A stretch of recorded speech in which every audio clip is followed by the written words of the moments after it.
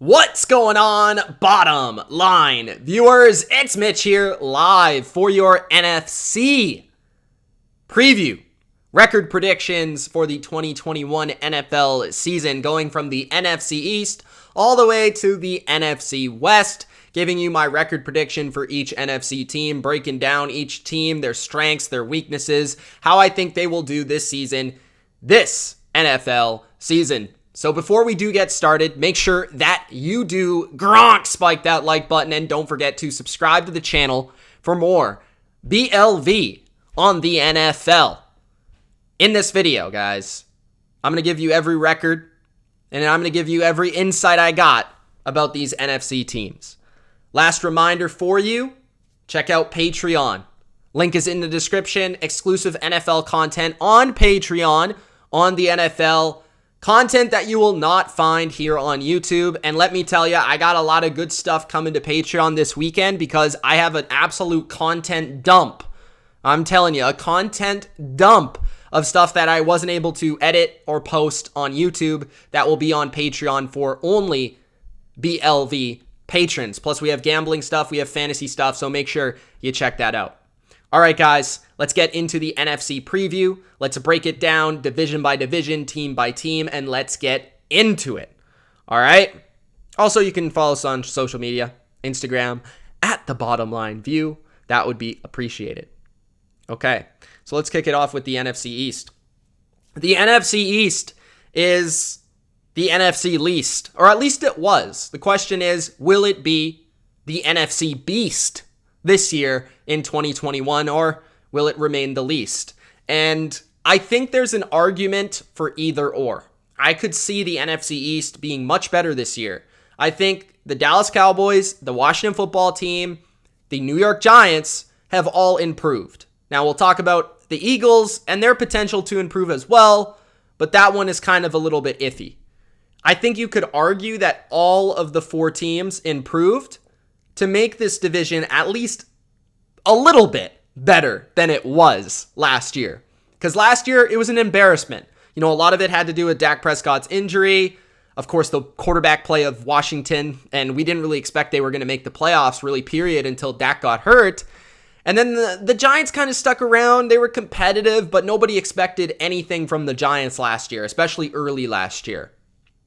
So the NFC East is going to be interesting because really I see it as a two-horse race. I really think it's the Cowboys or Washington. I'd give maybe a little bit of a chance to the Giants because I'm a believer in Joe Judge, and if Daniel Jones can have his best season as a pro, there's a chance there. But I think a majority of people see it as Washington or Dallas. So let's kick it off with one of those teams. I'm talking, of course, about the Dallas Cowboys. The Dallas Cowboys are a really tough team to figure out because they have so many question marks to this football team, but they also have insurmountable, just inarguable strengths. Their quarterback position is top 10. They have arguably the best trio of receivers in football, maybe just outside of Tampa Bay, right? They have a good offensive line, especially when healthy. They're borderline great.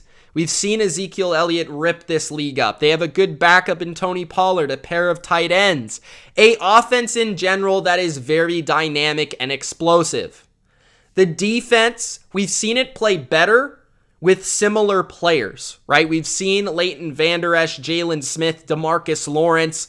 These players play on quality defenses before. But we saw this defense last year, and it was an absolute disaster a season ago. They changed their coordinator. Dan Quinn is in there now. Dan Quinn brings probably Dan Quinnisms, and what that means is the Seattle Seahawks scheme. That's what you would expect from this team.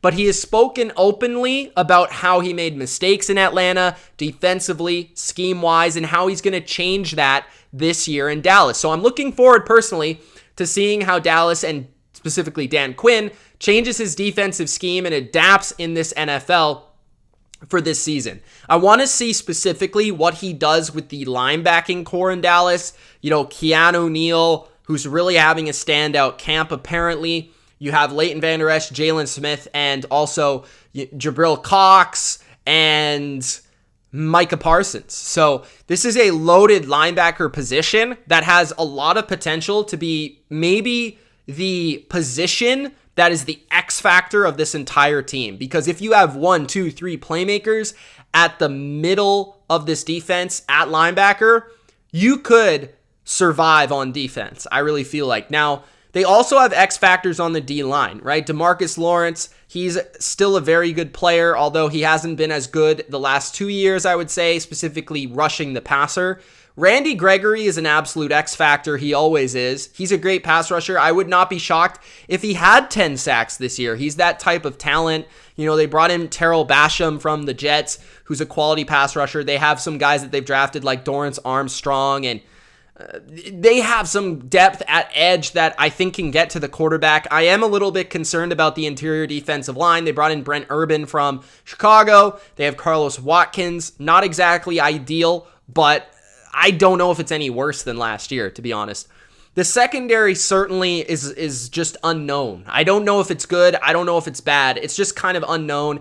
Anthony Brown is back with Trevon Diggs on the outside. And then you have, of course, Jordan Lewis at nickel, who they signed to a long-term contract. I think all of them have talent. I think Trevon Diggs could truly be one of the breakout corners in the NFL this year. And I am a fan of Jordan Lewis. Their safeties are definitely deeper. I think Malik Hooker was a nice upside signing for them. DeMonte KZ provides some stability. Donovan Wilson was one of their better players last year. So I do feel like the Cowboys defense could take some steps forward. Their offense, we know, as long as Dak is healthy, will be dynamic.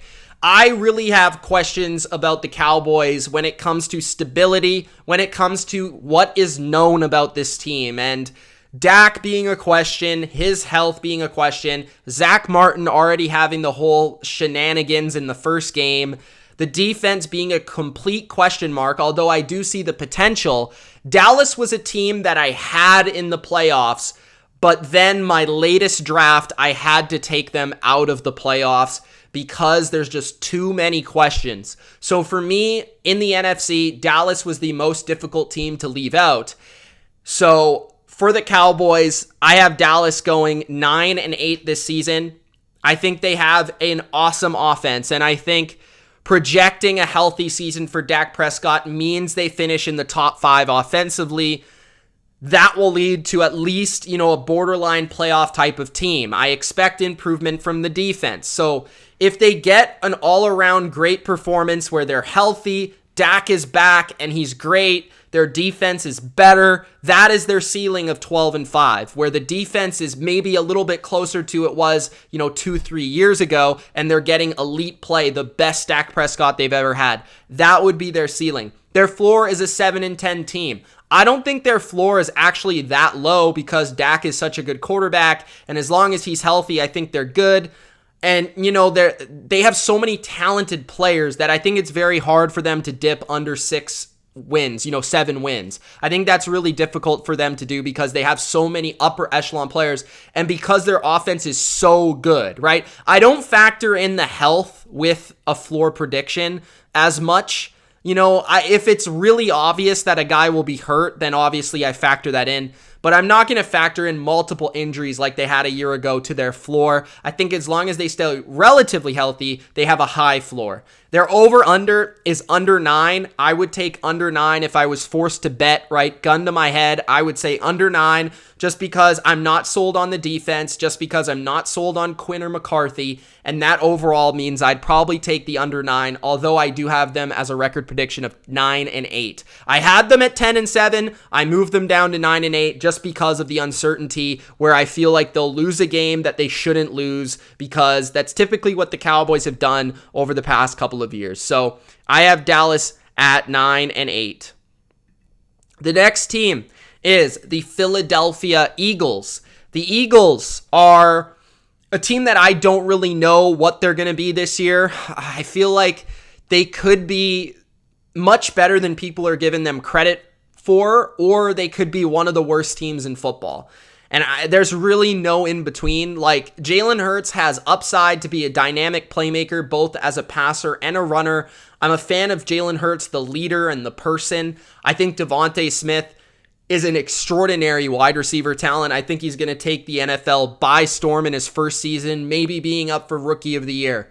Their offensive line is not getting enough credit. It is very good. You know, when they're healthy, Lane Johnson's really good. Jason Kelce can still ball. Brandon Brooks is one of the best in football. They still got 3, 4, 5 good players on the offensive line that you feel comfortable with. And that will open up Jalen Hurts' ability to run, Miles Sanders' ability to break big plays. I am intrigued to see Sirianni's offense and what he brings to the table. People like Danny Woodhead, who I would trust, speak highly about Sirianni's offense and his mind for offense. I just question their defensive coaching this year, right? They lost Schwartz, who I always had really high regard in terms of his defensive mind, in terms of his intelligence, in terms of his ability to overcome, having lackluster talent, specifically in the secondary over the years with the Eagles. And I'm not sure their defensive staff's going to be able to do that again because they don't have Jim Schwartz anymore as their defensive coordinator. But you look at the defense and they still have a very strong defensive line. It's older, which means maybe more leeway for injuries, more potential for guys to go down. But Fletcher Cox is still awesome. Brandon Graham can still really play very well. Derek Barnett's decent enough. Ryan Kerrigan was brought in as a pass rusher. Javon Hargrave's really, really good. One of the best second D tackles in football. I like Alex Singleton as their linebacker. I don't think he's a bad player. I think he's an upgrade, as well as what they brought in with Eric Wilson from the Vikings, who's better than what they had, right? Just speaking on better than what they had. They're not great, but they're better than what they had. The safeties, Anthony Harris, same thing, better than what they had. They really missed Malcolm Jenkins last year, I felt like, in the back end, just as that general. And I think Anthony Harris is a playmaker. He's a ball hawk. You have Rodney McLeod. I like the Tyvon Wallace. He's a pretty good player. And then the cornerbacks, Darius Slay is still, I feel, capable of being good. He's just inconsistent, more so now than he's ever been. And Steven Nelson has been good for Pittsburgh, but I don't know if he'll be good in Philly. And Devontae Maddox is not great. So overall, their defense has good players, but I don't know if it's going to be good because they lost a great coordinator and they're very old. And I do definitely see dip in their production from key players like Brandon Graham, Fletcher Cox, Rodney McLeod. I could see those guys taking a dip, as well as Darius Slay. This team feels like a team that was all in 2-3 years ago, and their roster is now paying for it today. So overall, I see the Eagles finishing last in this division, but I would not be surprised if they outperformed my expectations. I have their record as 5-12. Ceiling is 11-6, bro. Quite honestly, this team could be very good. What I just said about their team. Jalen Hurts is a complete unknown. I have no idea what he is. Their ceiling, 11-6. If he is really good, then all of a sudden they're a good team because they have a good offensive line. They have the potential to have a good defensive line. They've got Devontae Smith. They've got Dallas Goedert. They've got Zach Ertz still. They've got Miles Sanders. They've got playmakers.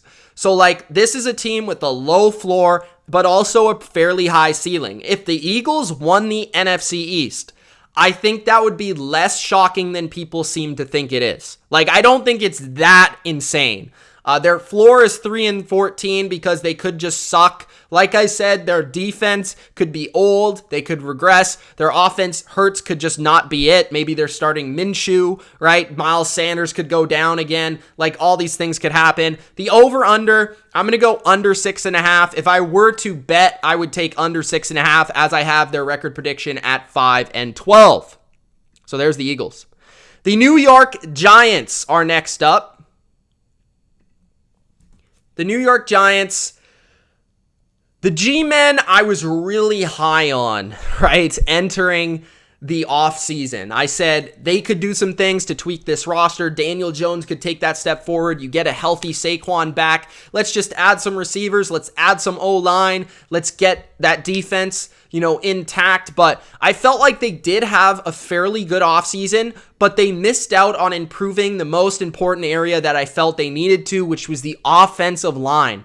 The offensive line of the Giants could be the absolute backbreaker of what should be a playoff team. That's what the Giants really feel like. They feel like, and I believe somebody said this before, I think it was rather Ultra, or Durcan. I think it was Ultra, but he said the Giants are the Dolphins of the NFC, and that's pretty similar. They both have talented defenses. They've got solid, hard-nosed, old-school coaches in Joe Judge and Brian Flores. They've got young quarterbacks who are uncertain, not fantastic. They've got great weaponry on the outside. You know, obviously the Giants have Saquon, which is a big difference than Myles Gaskin, but it's similar, right? Their teams are built similarly. They have similar weaknesses. Quarterback, offensive line. I think that's very, very on the nose, very correct.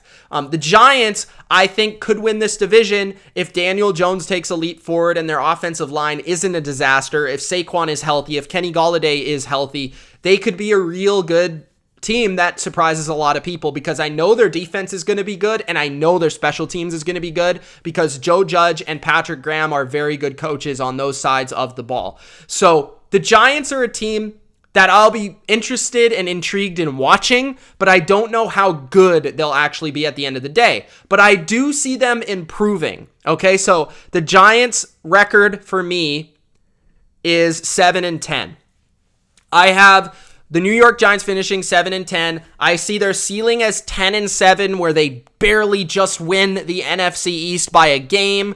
You know, maybe the Cowboys, their defense isn't great. Maybe Washington, Fitzpatrick falls apart. Like, those things could happen, and the Giants squeak out 10 wins and their division really helps them do that. Their floor is 4-13. Daniel Jones just ain't it. He's just not the guy. The offensive line's a disaster, and their defense just can't hold it all together. So I could see all of these scenarios. Overall, I feel like the Giants are a team that are somewhere in the middle. They're not as bad as the people that say that they're bad are, and they're not as good as the people that think they're good are, right? They're somewhere in the middle. They're not as good as their wide receivers and their skill talent. They're not as bad as their offensive line. So the Giants are 7-10 for me. The final team in the NFC East is the Washington football team. The Washington football team is, you guys probably guessed it at this point, the division winner for me in the NFC East. Washington, to me, just has the best roster in the NFC East, and they have the least question marks. Now, something has popped up, which is Curtis Samuel could be out for the beginning of the year, which certainly does hurt, I should say, their dynamicism. Is that the word? I can't say it. Dynamicness. Let's put it that way. So, De'Ami Brown is now going to be the guy that takes the step forward and potentially becomes their number 2 receiver if something serious is wrong with Curtis Samuel, which could be the case, but I was a big fan of Brown coming out of the draft. I think he has downfield big-time playmaking ability, and he has just overall definitely starting caliber talent, and a second, third round pick certainly in the NFL draft can do that for you. And I really looked at them with Fitzpatrick being an upgrade to their quarterback position. He is far better than Alex Smith, right? Far better than Alex Smith. And here's the thing with Alex Smith, right? Like, Fitzpatrick's way better than Alex Smith, but Fitzpatrick was good on Miami. Like, he had a winning record with Miami. This Washington team is a better roster, a better team than what Fitzpatrick had in Miami. And then you couple into that and you think about Washington was 5-1 with Alex Smith. Now, I get it. They didn't play very many good teams, but still 5-1 in the NFL with a quarterback who couldn't throw the ball past the first down marker is pretty impressive. So you add Fitzpatrick, who's about 10, 15, 20 spots better than Alex Smith last year.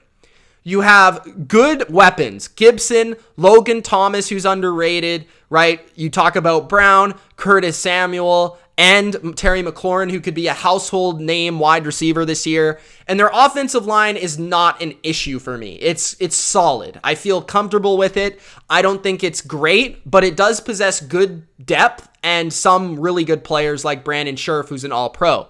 So I think Washington's O-line is just as good as last year, if not better. They brought back Eric Flowers, actually, who was really good for them 2 years ago. So their defense is, of course, we know, awesome. Like, it's got great pass rushers everywhere. Chase Young, Jonathan Allen, Daron Payne, Matt Ioannidis, Montez Sweat. Like, these guys are gangbusters nuts. They're going to get after the quarterback, and they're going to sack you and pressure you and force mistakes. I don't expect them to be as dominant as they were last year in terms of the pass rush, but I do think their secondary will get better with more continuity and the addition of William Jackson. Kendall Fuller's still there. Cameron Curl is still there. And they have Landon Collins. And I think overall, they're a decent secondary, maybe even borderline good secondary. And like I said, Chase Young is going to be better this year. Sweat very well could be better this year. And their D-line has continuity. That's what I love about their defense. They have a continuity. They added a first-round pick at linebacker. I just think this team is really ready roster-wise. They feel like the Broncos if they were in a weak division. That's what they feel like. I'm also a little bit higher on Washington's coaching. I think, Ron Rivera is a good coach. He's proven to be a good coach year after year. He's not a great coach, but he's a good coach, and he takes good rosters to where they should be. They've got a good scheme under Turner, Scott Turner, who's done good things in this league, especially lately. A lot of young talent on offense with Terry McLaurin and Antonio Gibson. And then really a defensive coordinator, Jack Del Rio, who's a former head coach, who's done his thing with a lot of talent like Washington has. So Washington's a good team, a good roster, and I expect them to win this division. My record for Washington is 10-7. So I have Washington at 10-7. I don't think they're going to be great just because, the quarterback position leaves a lot of variance to their performance, meaning that, Fitzpatrick is very capable of just having bad games, which lose them games, to be honest with you. And they're going to be in a lot of defensive games, which means they probably lose more games than people think when they just look at the roster. But you have to take into account both things. Their ceiling's 12-5. Their ceiling would be if Fitz is the best Fitz we've ever seen, and some of these young players really hit and stay healthy. Like if Brown and Samuel are ballers and Gibson is a baller, if that happens, they could really be like a true NFC contender. Floor prediction is 6-11. Fitzpatrick just sucks. Their defense regresses. They can't carry the team. Maybe they have a couple defensive injuries. Their offense just doesn't click. And their offensive line, is not as good as it was a year ago because it kind of played better than the talent last year. So that's the floor.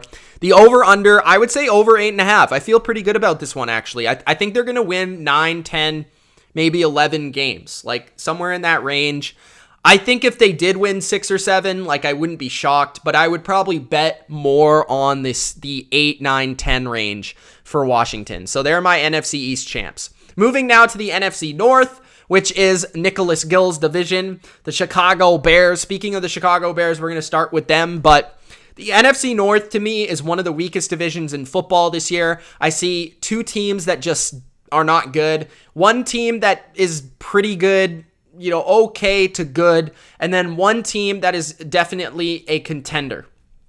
So the NFC North is just a division that it's not the division it was a year ago, and just they probably have the worst team in the NFC within this division, and we'll talk about that team in a second here, which is 2 free wins for most of these teams. But the NFC North, let's get into it. So let's kick it off with the Chicago Bears. The Chicago Bears are not going to be a playoff team this year. It's kind of crazy to think back all the way to last January when Chicago was in the playoffs as an 8-8 team. But yes, guys, that did happen. That does exist. That was a thing.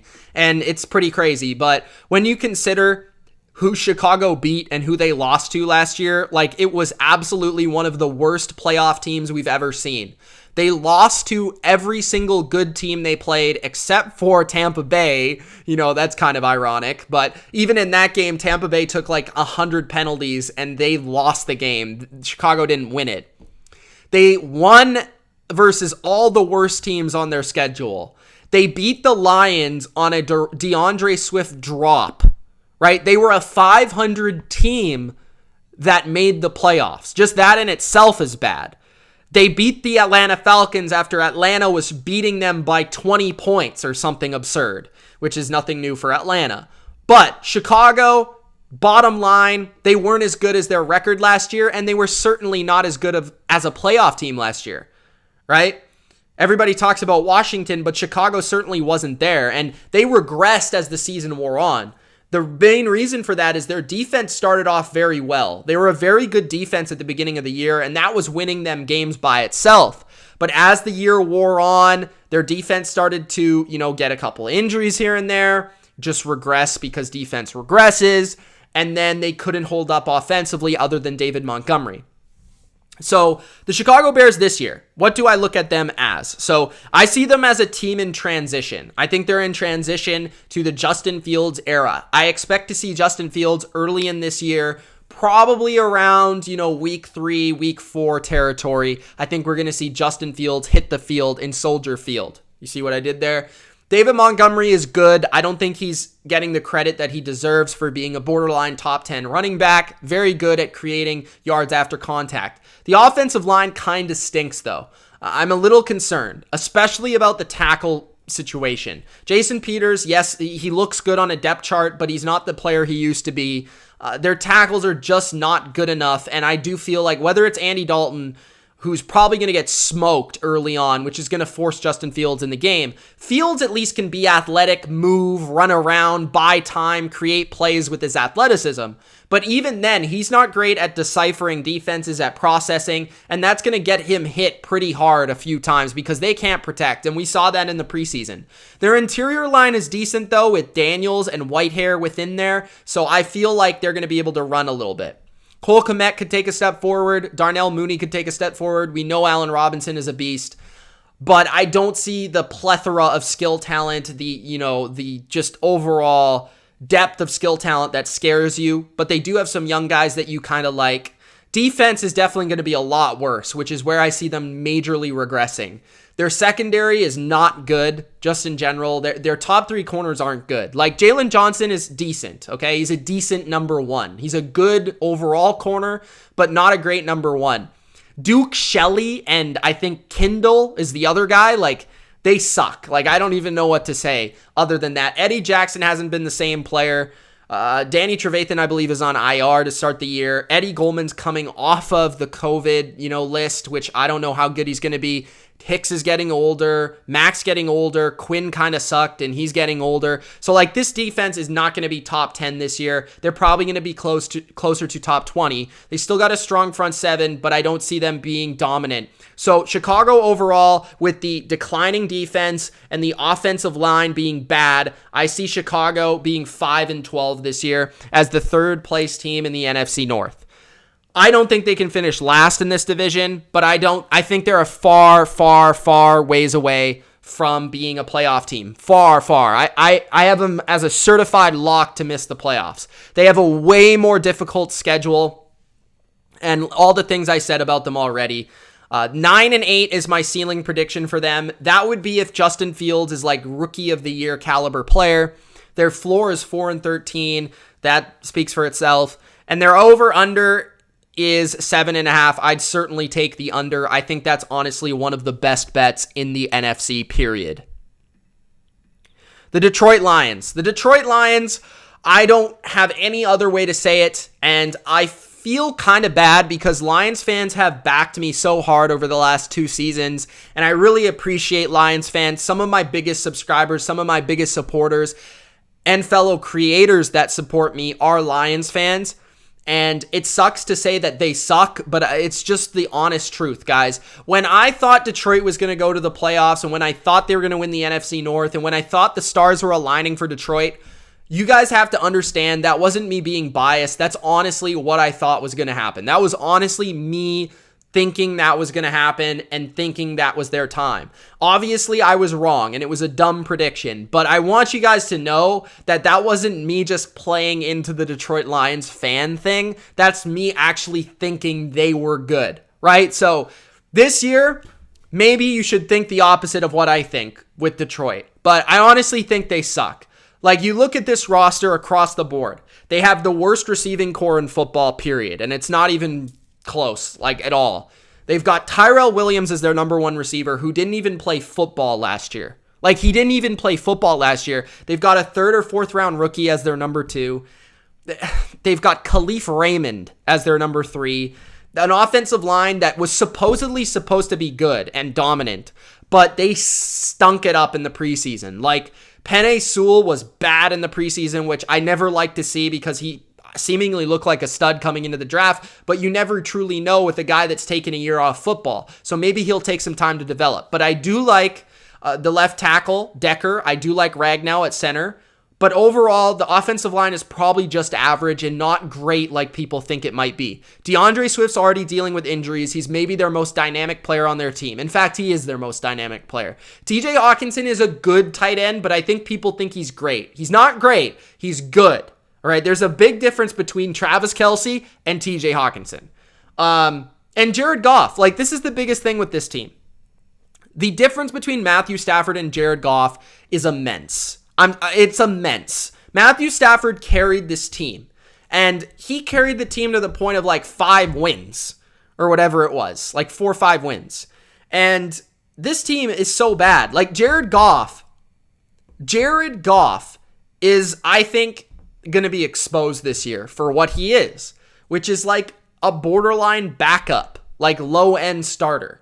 Like, McVay propped him up to being a top 20 quarterback, to being a borderline top 15. Like, those years where he was really good, they went to the Super Bowl, that was more so McVay than Goff. That's my analysis of it. That's the truth of it. And the opposite is true from Stafford.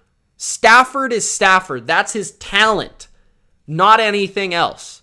All right? The defense might be a little bit better in the front 7. They've added some depth through the draft, through free agency, through trades like Michael Brockers, like McNeil, and a couple guys from the draft I seemingly forget. But Okora is good. Flowers is good. Getting him back will be nice.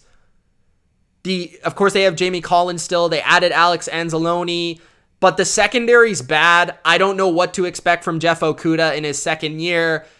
Their safeties aren't great. They can't really cover very well. They're not super fast or athletic. I'm expecting still a below par defense. You know, maybe they're better than I think they will be, which is like bottom 5, but I don't see much improvement here. We'll see what the new coaching staff does. Overall, a lot of people are high on them. Personally, I like the attitude, the rah-rah attitude of Campbell, but when you look at him and Anthony Lynn, they're such old school coaches. I don't see that being a good thing overall. This is just a personal opinion. I trend towards like forward thinking coaches, right? The Sean McVays, the Kevin Stefanskis, the Kyle Shanahans. I trend towards those guys. The Frank Reichs. I don't trend towards the Campbells. That's just me personally.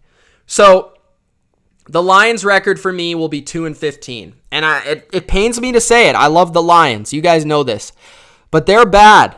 You know, they might win 3 games. I think their ceiling is 5-12. You know, that's if Jared Goff's a bit better than I think. That's if the offensive line's solid. But they just don't have any playmakers on either side of the ball. And that is what just absolutely pains me. The under is 5, and I would take the under, bro. I don't think they're winning more than 6 games this year. And I would take that to the bank, honestly. Like, Lions fans, some of you guys, I'm sorry, but you're delusional. This team is not it, bro. They are not it. So, Detroit, sorry. Green Bay, the Green Bay Packers. The Packers are still legit. You know, they're still legit. Aaron Rodgers is still legit. He had that comeback year last year that I honestly thought we might have never seen again.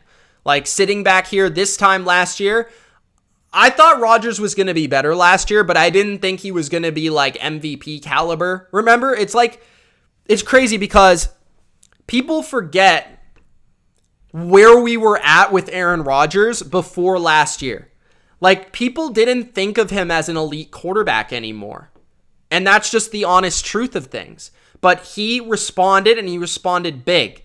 Will that same motivation carry into this year? And the narrative suggests that it does, right? It's the last dance in Green Bay. It's Devontae Adams. It's Aaron Rodgers. It's all day, right?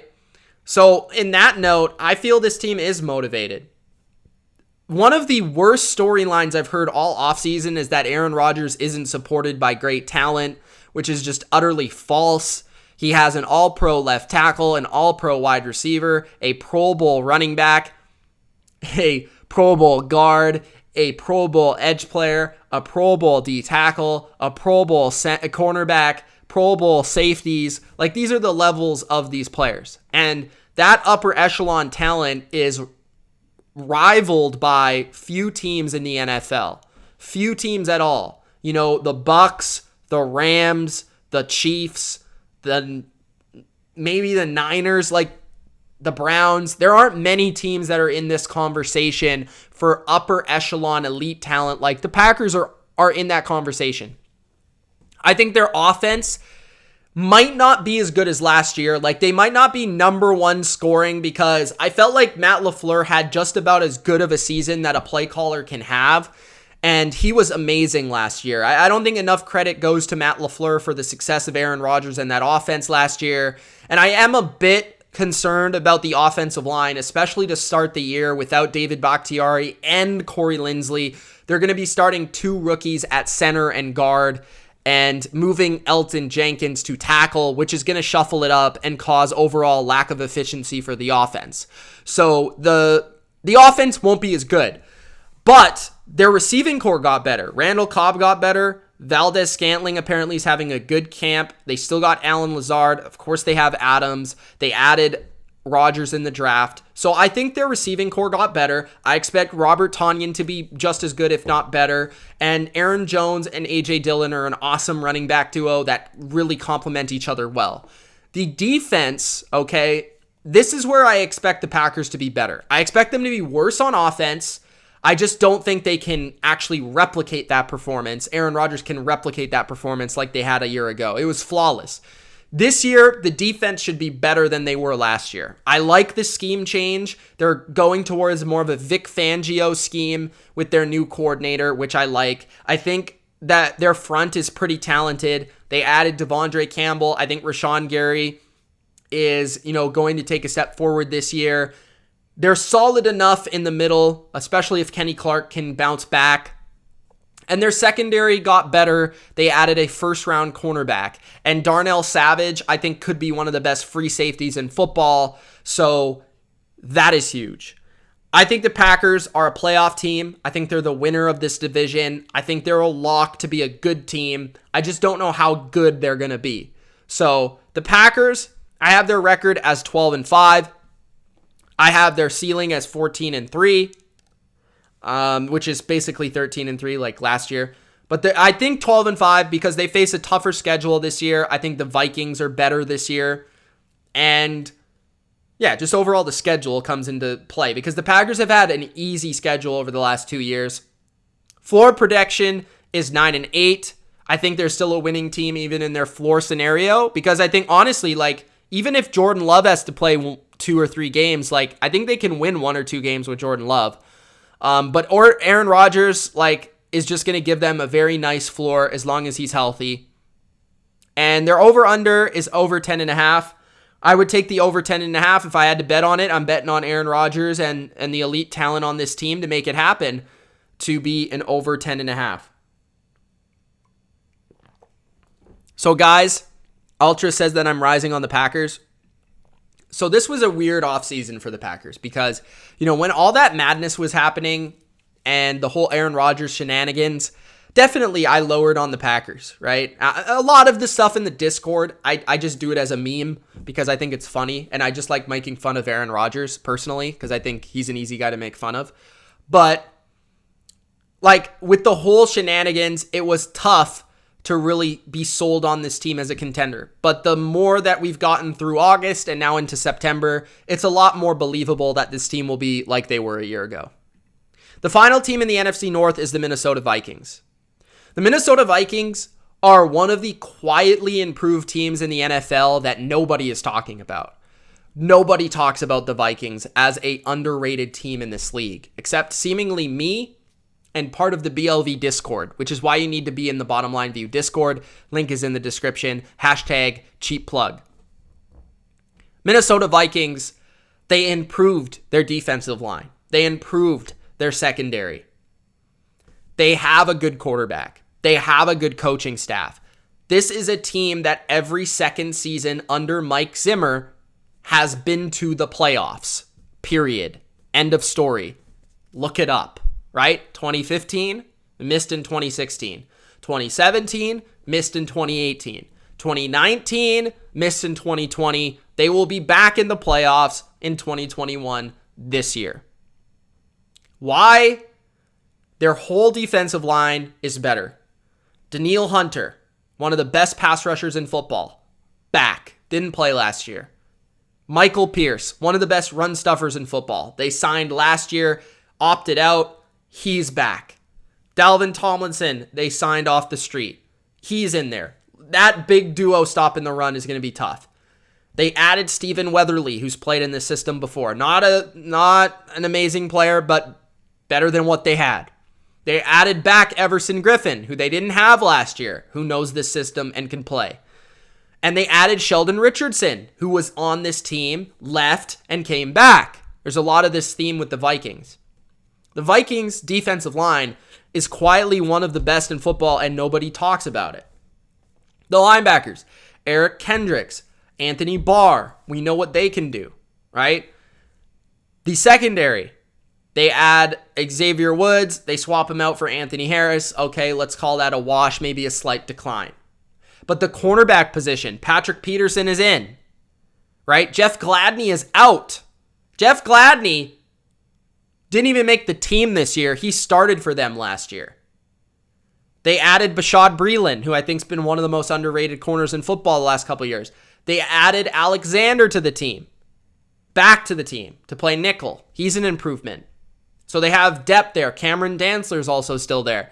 This defense should be around the top 15, maybe top 10. And the offense was already top 10 last year. Maybe they're top 12, top 15 this year. Justin Jefferson's awesome. Adam Thielen can still play. They got Chris Herndon in for Irv Smith. The O-line is the only concern for me. The O-line's the only concern. The O-line's pretty bad. I'm not going to lie, especially in pass protection. But it was bad last year, and it's no real different this year. So they were still a top 10 offense last year, even with a bad offensive line. So I don't expect that to really change.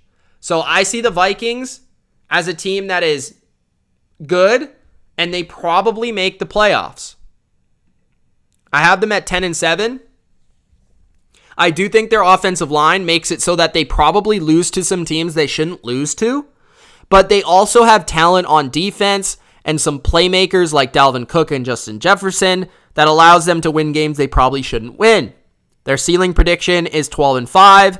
That's if the offensive line improves. They're probably one of the best teams in the NFC. Floor prediction is 7-10. That's probably like what they were in 2018, the first year of Kirk Cousins. I could see that kind of team where the offensive line's so bad, it kind of like implodes their whole team. And their defense is just old. And that's their floor. Over-under is over 9. I would probably take the over 9, to be honest with you. I feel pretty good about Minnesota. Remember, guys, I've been pretty accurate with Minnesota over the years. I told you last year they were going to regress. They did. And I feel like they're going to bounce back this year. And we'll see how it goes, but I feel pretty good about it.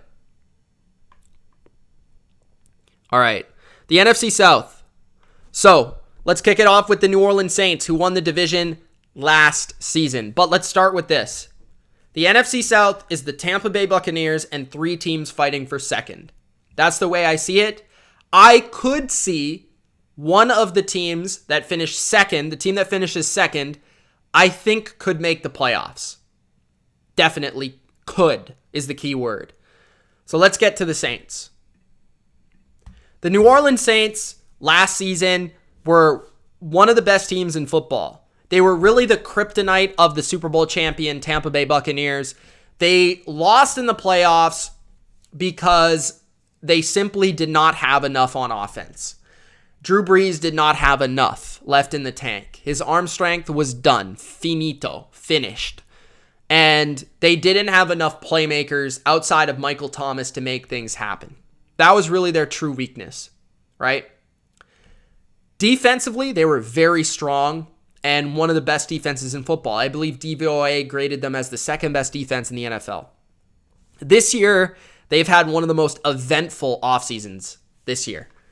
They had an offseason that started to be, whoa, this team is not going to be any good at all at the beginning of this offseason. They were losing guys left and right. They were having to release guys left and right. And then later, as the season wore on, the offseason wore on, as summer came and summer went, the Saints started to add players to their group, right? They added Quan Alexander. They added Brian Poole. They traded for now Bradley Roby. We found out about Michael Thomas, that whole situation. But the Saints seemingly got better again on defense by adding some vets back to their defense to provide depth and to give it a strength again that it didn't have earlier in the offseason. So the Saints are a real tough team to figure out because I have a preconceived notion of what this team I thought was going to be, which was a bad team, which was an underwhelming team, which was a regression candidate. And now I'm not quite so sure that they are a regression candidate. Okay? We saw Jameis Winston in the preseason. He looked good. His arm looked good. He looked like he was good in this offense. He was airing the ball out. Marquise Callaway stepped up. He seems to be a good receiver for them. We know what Alvin Kamara can do. We know what Sean Payton is. He's a mastermind. We know this offensive line is dominant and it's still intact and it's got great continuity. The defense is still very solid all the way around. I think the Saints are ultimately, this is what really hurt them for me when it came to discussing them as a playoff team. And that was the whole schedule situation. So they're not going to be playing in New Orleans, and I don't know how long that's going to take shape. So that really hurts them because they could potentially be missing a whole season of home games, which we know the Saints really feast on home games, and that allows them to win some games that they shouldn't, right? Or bully some teams that they probably a little bit closer with. They also lost a legend quarterback who, yes, he wasn't the same guy, but you got to understand that from Drew Brees to Jameis Winston, there will be a dip in production and efficiency, and there will be a rise in turnovers. That's just the way it's going to be. And their defense still did lose some depth. So overall, they're a mixed bag for me. I see them as an average football team this year. I have them at 7-10. All right. I considered 8-9. I considered 9-8. I was somewhere in that range. Mostly I have them at 7-10 because they have a tough schedule. They play the AFC East, and they play is it the NFC East who they play? And I don't really know the teams that the Saints match up well with. They don't have a lot of dynamic playmakers, and I don't know if I really trust Jameis Winston all the way through. So their ceiling is 10-7, basically the reverse of what I think they probably will be. Their floor prediction is 6-11. Their over-under is under 9. I love Sean Payton. It's hard to bet against Sean Payton, to be honest with you. But I'm just not completely sold. I think the defense is going to regress. I think the offense is going to regress. And I think the team is just going to take a step back for a year. Now, they could come back next year and be a playoff team, and I wouldn't be surprised. But I think they need a year. They need that gap year. And I feel like they're just not quite there with the NFC playoff teams that I think will make it to January. I will say this, though, with New Orleans, if they made the playoffs, I wouldn't be that surprised because of Sean Payton. And because of the variance of Jameis Winston. Jameis Winston is very, very all over the place. The Atlanta Falcons. Atlanta. This season is in transition. They're transferring from Dan Quinn to a new head coach in Arthur Smith. They brought in Dean Pease as the D coordinator, Arthur Smith's boy. Dean Pease, you guys know I have very high admiration, high respect for what he did in New England, Baltimore, and Tennessee. He made those defenses better, quality defenses, and I really like his scheme. I think it's multiple, it's diverse, and it's effective. And it's really lasted the test of time. Arthur Smith is an excellent play caller. I just question if he has the pieces on this offense today to make it what Tennessee was. They have a solid quarterback. Although I don't think Matt Ryan is still in his prime, I still think he can get it done more than most. The offensive line is a big concern for me. I don't love the offensive line at all. I think Matthews is pretty solid and Lindstrom's pretty solid, but otherwise I don't really know what is what and who is who and what they're going to do and perform like. So overall, when that offensive line isn't great, that hurts Arthur Smith's identity of what they were in Tennessee, which was run the rock and work off the run to play action you. And they brought in Mike Davis to be that big back. He might be solid, but he's no Derrick Henry, right? Kyle Pitts could be an extraordinary talent, and he could be amazing. Rookie of the year, but he's a rookie, tight end, and it's a very hard position to be great at in your first season, and it's a hard position to really impact a team overall from wins and losses. But he should be the number 2 target behind Calvin Ridley. Calvin Ridley, I expect to have a massive year. I think he's going to win you fantasy leagues this year. I think he might lead the NFL in receptions and yards. He's that kind of talent, that kind of player. Russell Gage is decent, but I'm not in love with their receiving core overall. I expect to see a lot of 2 tight end sets with Hayden Hurst also still there. So the offense, I think, will be solid, decent, but I don't think it will be elite, and I don't think they're going to be scoring a ton of points the way they were, just because I think the offensive line will lead to too much variance and inconsistency, and I do think Matt Ryan without Julio is going to regress a little bit. The defense is really where I'm held back by this team. I think if this defense had more talent and they were like the 16th best defense, I'd probably pick this team to finish second in their division. But they're not the 16th best defense. They are the 30th best, 31st best, maybe the worst. You look at this team, they have Grady Jarrett, they have Deion Jones, and not a lot else. There's a couple players you may throw in the mix that you like, but nothing too extraordinary. Their secondary is very much lacking a lot of talent, a lot of proven playmakers. AJ Terrell could be something, but I'm not sold on anybody else. Dante Fowler was a bust in his first year. What you're banking on is this D just improving because of the scheme. And I'm just not sure they have the players for the scheme. I'm not sure they have the players in general. And I think because their offense won't be truly elite, I can't pick them to be a wild card team, and because it's just average and this defense is amongst the worst in football, I have to pick them to finish last in this division. I just do. You throw in Atlanta luck, which seems to be bad luck most of the time, and I see them going 5-12. There are some people that are picking them to go over their win total of 7.5. I personally don't see it because of how bad the defense is, but if the coaching is truly extraordinary, then they may surprise people. Their ceiling's 9-8 and a wild card team. They still got Matt Ryan. They still got Calvin Ridley. They've got a good coach. The floor is 4-13. This is if Matt Ryan regresses. The offensive line's a disaster. The defense is as bad as we think. That could certainly happen. All right. So that is the Atlanta Falcons to me. A team that I just think is in transition. They need a year or two to get back to what they can be and what they should be. But right now, they're just not it.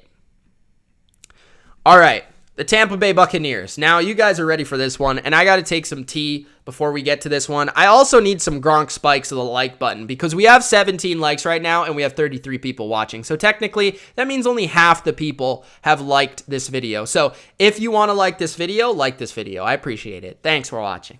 Also, subscribe to the channel. Appreciate everybody up here late with me, especially those of you on the East Coast like Ultra. Aqua, what's going on, bro? I know Aqua's like in the middle of Alaska somewhere in his igloo or something. All right. The Tampa Bay Buccaneers. The Buccaneers are, to me, and you guys have heard me say it, they are the best team in football, and to me, it's not particularly close. Like, it's not even a conversation. It's insane. Like, it's insane how good this team is. I've watched football since 2001. The Tampa Bay Buccaneers are the best roster I've ever seen in my life entering a season. And that's not hyperbole. The only team that I can think can rival this roster is the 2007 Patriots. And that team went undefeated until David Tyree stuck the ball to his helmet. So that's how good I think the Bucs are. They are the best roster since the 2007 Patriots. They're the best defending Super Bowl champion since the 2014 Patriots, maybe, or the 2016 Patriots, I should say. And that team went to the Super Bowl as well. So the Tampa Bay Buccaneers have a guy in Tom Brady who's won 7 ships. He's been to back-to-back, right? He's actually been back-to-back Super Bowls where he lost the following one in 2016 and 2017. This team's better than those teams. Tom Brady is playing better than he played in 2018, 2019. Tom Brady feels like he's 25. Tom Brady's dominating football. You could argue Tom Brady is still the best quarterback in the NFL. That's how good he was last year. He threw a total of 50 touchdowns. He had, a ridiculous amount of yards, and he put up numbers in an offense that he wasn't familiar with talent that he wasn't familiar with, in a situation where he had no offseason. And it was just wild what Tampa was able to do. They went on the road, they beat the Saints, they beat the Packers, and they beat the Chiefs down in the Super Bowl. They dominated. Period. End of story. They didn't really get going until after their bye week. You think about what these guys are saying throughout the offseason. Byron Leftwich, Bruce Arians, Clyde Christensen, all these guys that are talking about the team, Tom Brady, Mike Evans. These guys are all talking about how we didn't know what, I didn't know Tom. Tom didn't know me. Tom didn't even know the offense. Tom had a torn MCL. Antonio Brown entered in week 9. They didn't have Vita Vea.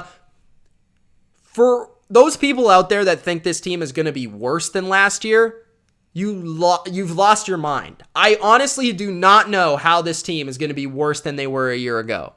They can only be better, barring injury, which is, of course, a conversation for every team. But they are absolutely loaded from top to bottom. They have no weaknesses. And this is the only team in the league that have no weaknesses.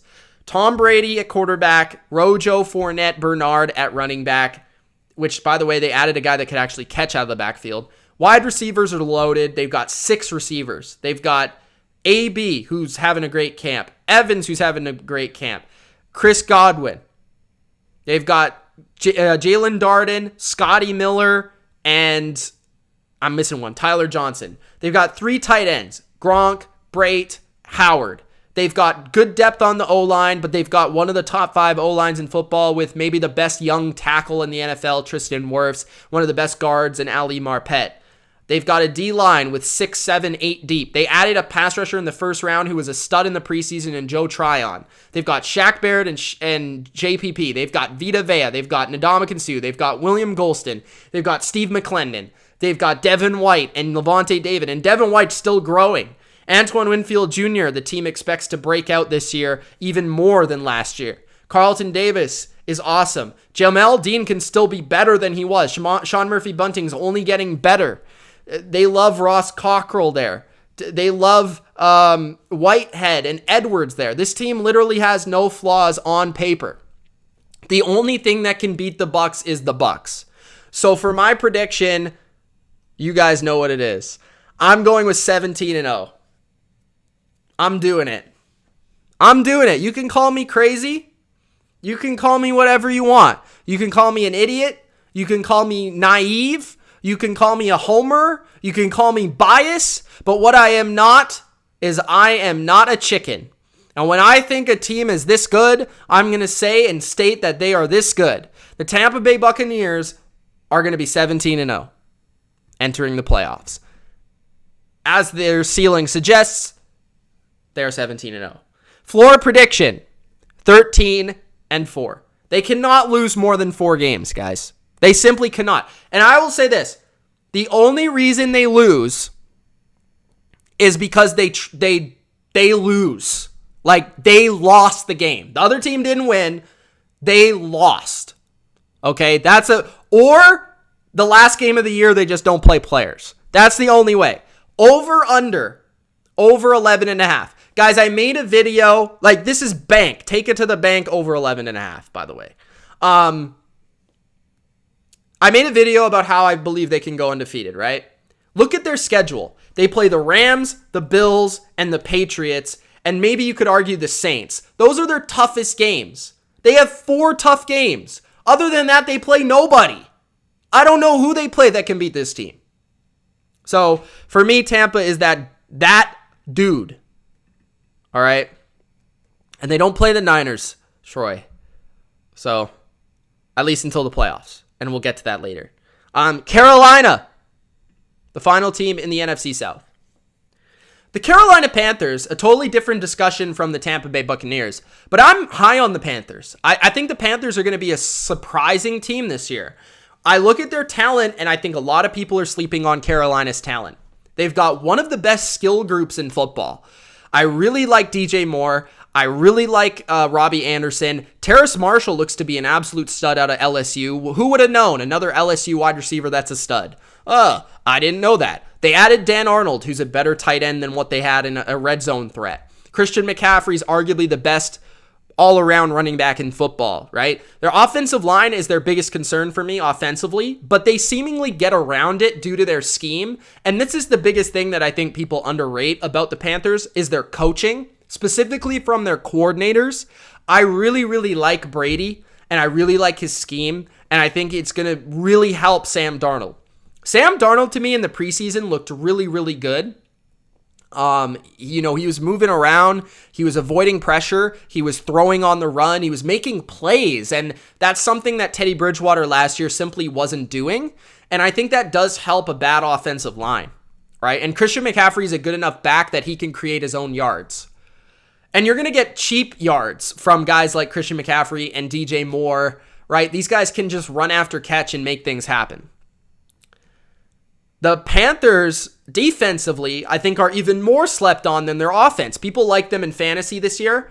Their defense is really, really good. I mean, you look at the front seven, they have the potential to be really good, I should say. Hassan Reddick was added to Brian Burns. Brian Burns, guys, is the most underrated edge player in football. This guy's a monster. This guy's a sack machine, okay? Strip fumbles. He's a pure pass rusher. You saw it coming out of college, and it's translated purely. Derek Brown should take a step forward in his second year as a top 10 pick. I like the Morgan Fox pickup as well as the Daquan Jones pickup. I think those are solid players that you add into that mix. They still have Yetur Gross-Matos, who could improve in his second year as a second-round pick a year ago. I mentioned Hassan Reddick, but the linebacker Shaq Thompson's a good player. Jeremy Chin is an ascending young stud safety. Dante Jackson was good last year. I expect him to be good again as their number 2, but they brought in J.C. Horn in the first round as their number 1. AJ Bouye, when he's back from suspension, will be their nickel, and he can still play there. I am concerned about the depth in the secondary, especially without Bouye for the first few weeks, but this schedule is very, very, very easy. I mean, you just look at this schedule, guys. Look it up on Google.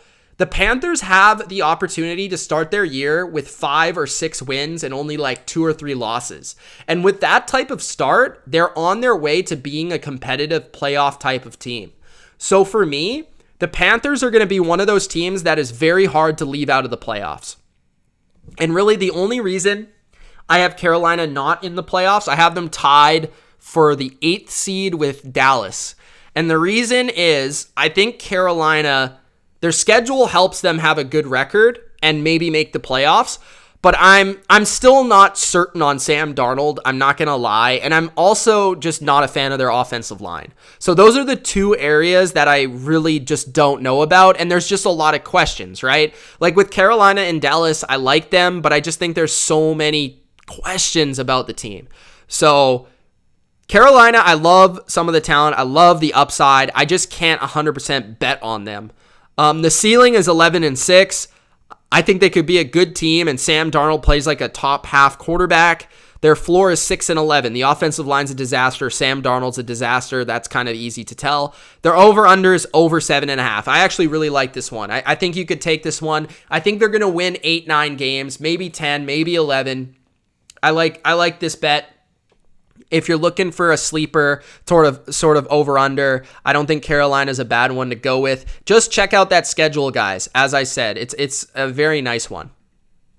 Troy says, I enjoy you on castrating the marks. Appreciate that, Troy, man. Appreciate everybody from the Russo brand and Realm and all that coming over and showing me support. I usually see 1 or 2 people every single live stream, so I appreciate that. The NFC West, let's get to that final division in the NFC. So the NFC West, to me, is the best division in football. I'm not going to give you a hot take and say it's a different division.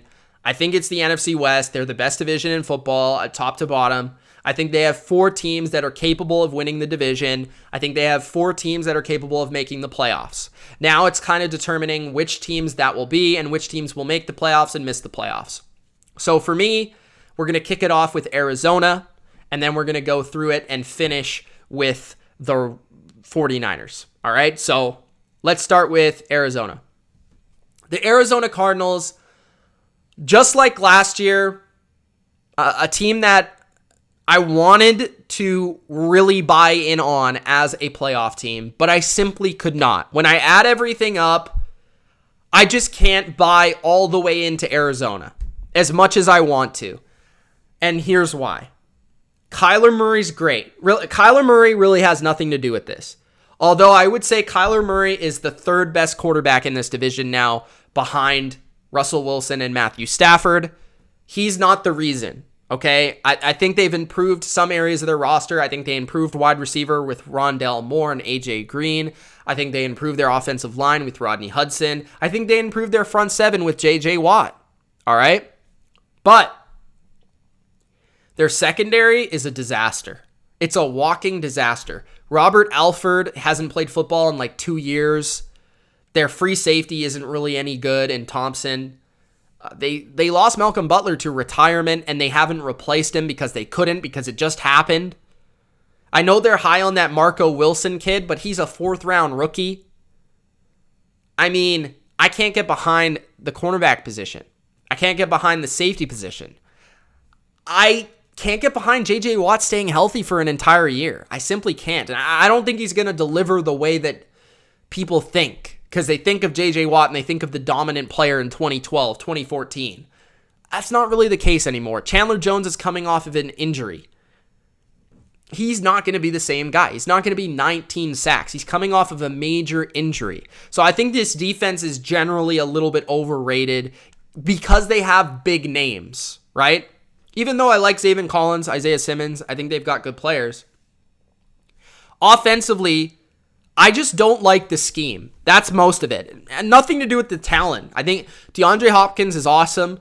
Still awesome. Rondale Moore, I think, is going to be awesome for them. But and I love Chase Edmonds. You guys know I love Chase Edmonds as a receiving back. But Cliff Kingsbury's scheme is so stale. It's so vanilla. It's so repetitive. It's so predictable. They're so behind the 8 ball. When you compare them to the Rams and the Niners offensively from a scheme perspective, it's night and day. And they don't have Russell Wilson, Metcalf, and Tyler Lockett out there, right? So you can't get away with a vanilla scheme all the time. So overall, I think Arizona is certainly the worst team in this division.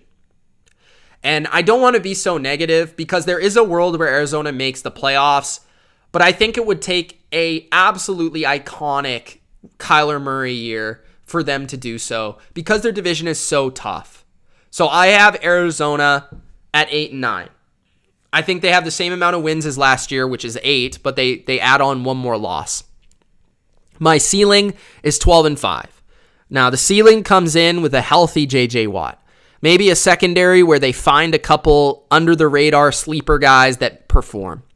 Maybe, Zaven Collins is an awesome rookie and Isaiah Simmons is a breakout year 2 player. Chandler Jones is the same Chandler Jones. Kyler Murray is an MVP type of player, and it doesn't really matter about the scheme. I could be wrong about Cliff Kingsbury, but I don't think I am, to be honest. I don't think he's the guy for them. I truly don't. And if I were to bet, I would bet the under 8.5. The Seattle Seahawks. The Seahawks are the second team. Seattle was the team that I was debating on whether or not I should put them in the playoffs. They were the last team in the NFC that I put in the playoffs. And I was debating Seattle with the group of Dallas and Carolina to be my final team in the NFC. The problem with Seattle that I see is their defense is not good. Okay? It wasn't good last year. It's not going to be good this year. Their front 7 is a group of average players. Most of their best players are old. like Bobby Wagner and Carlos Dunlap. They replaced KJ Wright with Jordan Brooks, but that will certainly be a loss, right? They've got two awesome safeties in Jamal Adams and Quandre Diggs, but their corners are a disaster, like a walking tombstone. They're awful. Like, DJ Reed is their best corner, bro. Best corner on their team. They've got Trey Flowers, who I know Hot Take Hockey thinks is a walking tombstone. And they've got another guy. They traded, I think they cut a couple guys that they expected to start. But I'm trying to think of who else is starting on this team. Of course, they don't have Quentin Dunbar anymore. They let go of Shaquille Griffin. Their corners are bad. Like, I have a real concern when you don't have a great pass rush and you don't have great corners. How are you actually going to play pass defense on a consistent basis? Jamal Adams is going to have to do a lot. Quandre Diggs is going to have to do a lot, right? So the defense I see is average at best. The offense, though, okay, now we're talking. The offense could be better this year, and it was already good last year. And this is where I'll stay positive.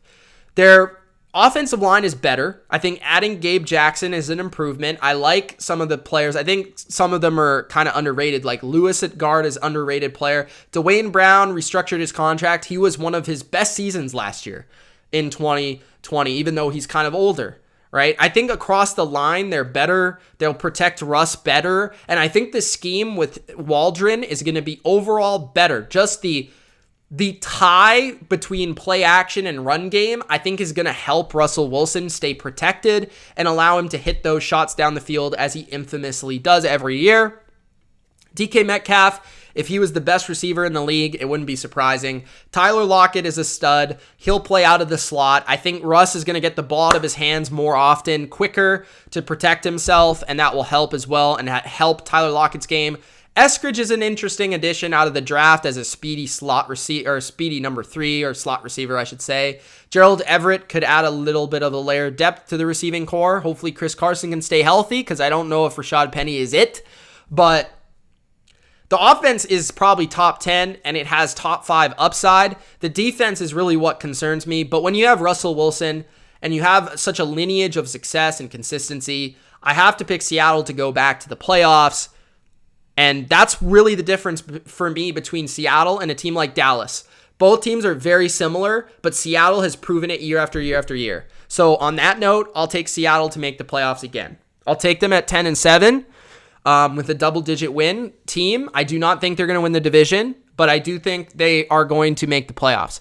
Ceiling is 12-5, basically like the same as last year. Like Russell Wilson he cooks early in the year, maybe even late in the year, and he's just unstoppable, and they win some shootouts that they probably shouldn't win because Russ seems to do that every year. The floor prediction is 8-9. This would be if their offense regresses and is more like the offense of late last year than early last year, and their defense just isn't good, which is pretty fair. Their over-under is 10, and honestly, I'd take the under if I was forced to bet. I think that's a real high number for such a good division. Like, if I project the Seahawks to be the 3rd best team in their division, which is the case, if I had to bet, I would bet under 10. Although I wouldn't feel comfortable about it, that would be my bet. All right. So Seattle 3rd in the NFC West, but a wild card team. Let's move to the Rams. The Rams are going to be a lot of fun this year. You got Sean McVay, you've got Matthew Stafford, and this offense could be very exciting. Matthew Stafford with this scheme, a scheme that he's never had before in his life, a scheme that's going to open up new doors and new avenues. And I'm just excited for the general average casual NFL fan to get the chance to actually watch Matthew Stafford. There are so many people that don't know how good Matthew Stafford is. There are so many people that have watched the NFL for 10 years, for the entirety of Matthew Stafford's career, and still wonder how good he is. And this guy's got special arm talent. This guy's made comebacks I couldn't dream of. This guy puts balls in the tightest of windows, and he's going to make the Rams a legitimate contender this year. The Rams offensively are going to be very good. I think they'll be in the top 5. I think their back end is like top 10, but I feel like they're like flirting with top 5 status. Their run game is solid because McVay always has a great run game with a good offensive line. They open up lanes. I think actually it will be Sony Michel late in the year that gets a majority of the carries. That might be a hot take. Henderson, I think, will play more as a receiver, but I like Sony more as the in-between-the-tackles grinder there. I think Tyler Higbee as the lone tight end might improve and help them, getting away from a lot of the 2 tight end sets and going back to the 3 receiver sets that allowed Goff to really be successful. So you have Van Jefferson, you have Deshaun Jackson, who could potentially take that 3 spot, and Tutu Atwell. So 3 receivers really fighting for that number 3 spot. So I expect all of those 3 guys to play a role. I think Djax will play the most as a field stretcher in that Brandon Cooks role, and then Van Jefferson will play interchangeably with him. The receivers, Cooper Kupp and Robert Woods, are awesome. They are very uncoverable, especially with a quarterback with the timing, the accuracy, and the arm strength of Matthew Stafford. They could potentially be a special trio there with Stafford and then 2 receivers. I just think their offensive line is good. Their offense is good, and they're going to be just as good of a team record-wise, if not better than last year, because the offense will raise their ceiling. Now, where they're weaker is defensively. Their defense isn't as good as last year. So they lost some pieces. John Johnson is gone. Troy Hill is gone, right? So their secondary has more question marks than they had, but they do like some of the players that are coming in, like Fuller, like Rapp. I think they do like those players, as well as David Long, who's expected to take the nickel position from Troy Hill. Darius Williams and Jalen Ramsey, of course, are one of the best duos in football, so I'm not worried about that. Sebastian Joseph Day is a good player up front along with Aaron Donald. I think perhaps the most underrated edge player in football is Leonard Floyd. He's really, really good. Justin Hollins is good. Their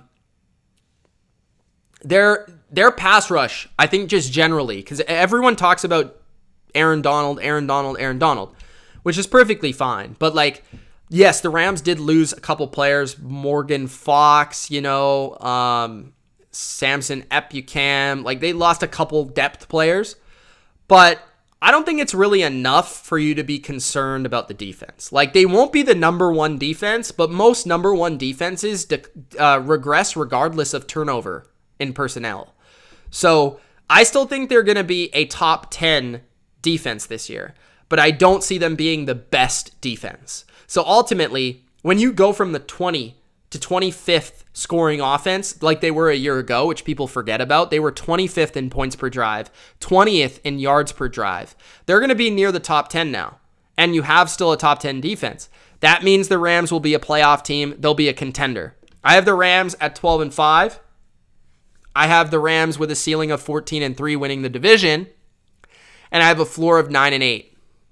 I think they're still a winning team, even if they're not a great team. So their floor is kind of like the Vikings of 2018, where they got better at quarterback, but they just got worse as a team. And that is their floor to me. But I'm willing to bank on Sean McVay and Matthew Stafford as a special combo to be a very relevant NFC contender. If I were to bet, I would bet the over 10.5. And I do see them being, in the mix in the NFC as one of the teams that could beat Tampa Bay, or at least try to beat Tampa Bay.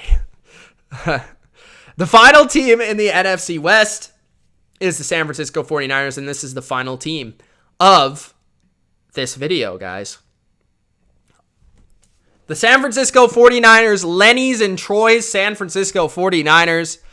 The 49ers were the 2019 NFL season representative for the Super Bowl. Kyle Shanahan and Jimmy Garoppolo had their year of dominance and supremacy as the top team in the NFC, and they dominated, right? They ran through the Vikings. They ran through, literally, the Green Bay Packers.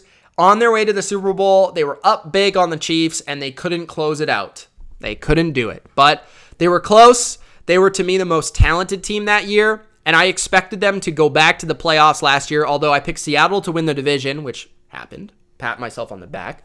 But the Niners, I still had as a playoff team because I liked their talent, but they had a lot of injuries. All right, they had a lot of injuries. I don't even know how many. I don't even want to go through the list, but let's just say a couple. All right, so their quarterback, Jimmy Garoppolo, out. Nick Bosa, out. Who else? Dee Ford didn't play.